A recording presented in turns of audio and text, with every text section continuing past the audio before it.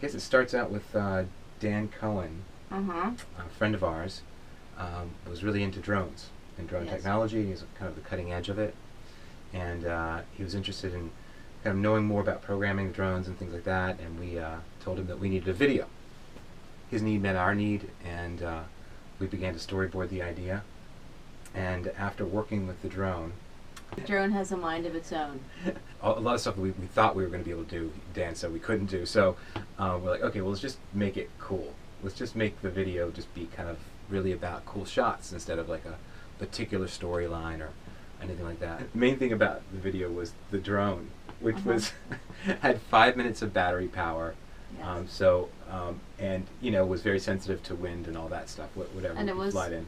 February, so it was Yeah. cold and windy, and there was snow, so he didn't want the drone to obviously run out of battery and crash into the snow, so there was a lot of launching and landing and launching and landing. So Dan had to wear these special glasses, and so he could see what the drone was seeing and know what direction to turn it in to find us. Our original shot was there's a reservoir, and we're Right. standing in the pump house of the reservoir. I shot in the video, and so it took 3 months to get clearance for us to use this particular place.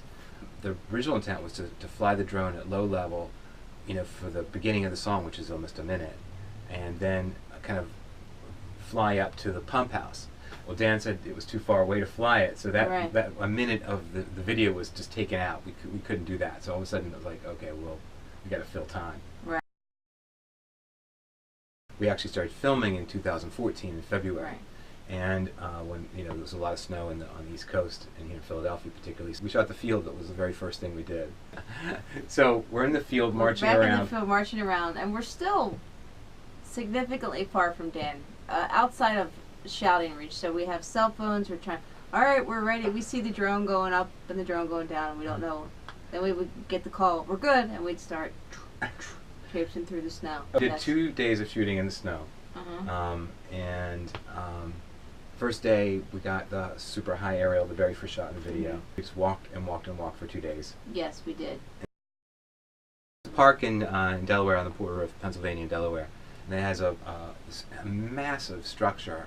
We just thought it looked really cool, and the rafters looked great, and we thought, well, we can incorporate this idea.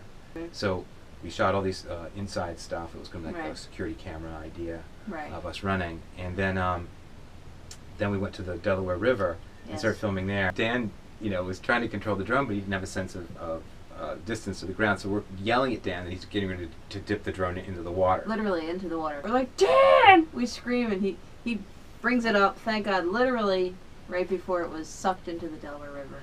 So we knew that we were going to do a lot in editing. So the idea was to shoot a lot of different kinds of situations. So, and also we started editing a little bit, and we actually added on some more once we'd already started editing the video because we knew we were missing some shots, like we were missing a big chunk of time.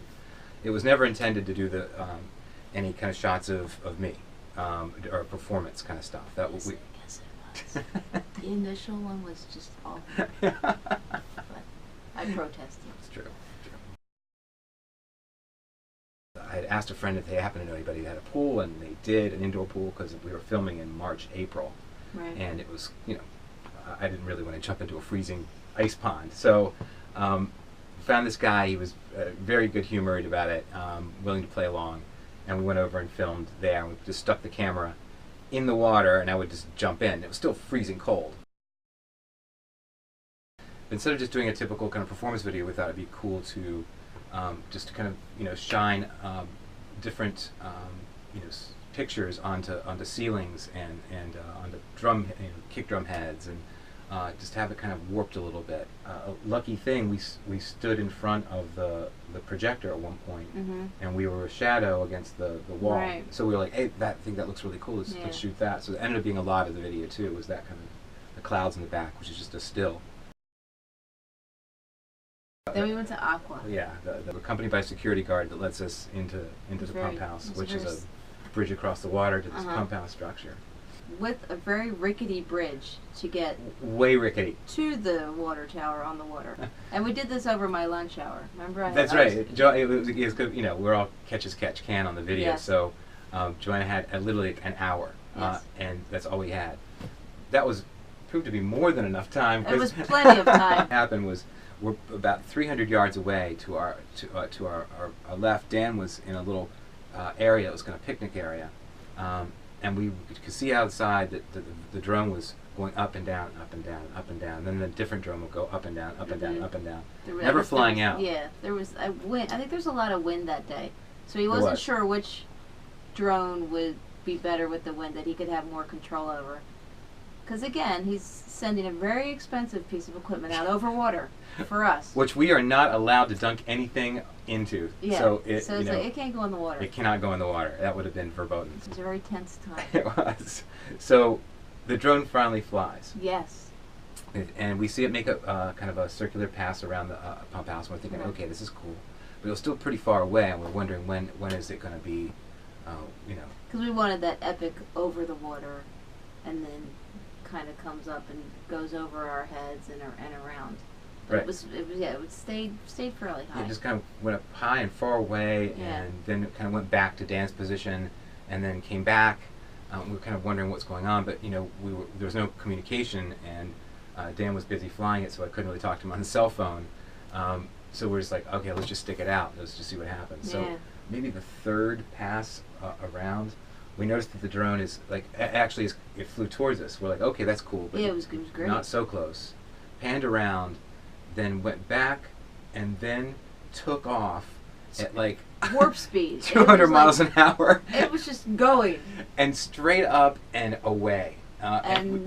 So we're trying to like not look because we don't know what the camera sees, and so we're just trying to keep focused. And so pretty soon, out of the corner of our eyes, we're trying to track it, and we noticed that it's like in the clouds. Yeah, it vanished. It's just gone. It vanished. And so we're kind of like, is this coming back? Is this Dan doing something artful? Is it? I mean, should we stay here? I don't know. So eventually, I'm like, well, this is obviously. Well, I think your phone rang. Yeah, I think your cell phone rang. Houston, there's been a major malfunction, and so Tans said that the drone had flown away, and flown away. Yeah, the one chance we had to film at this location, just the one chance, took 3 months to get this approval, was gone because the drone just took off, which is expensive, and we felt bad about that, and so I asked, was there any way to track it? There was no way to track the drone.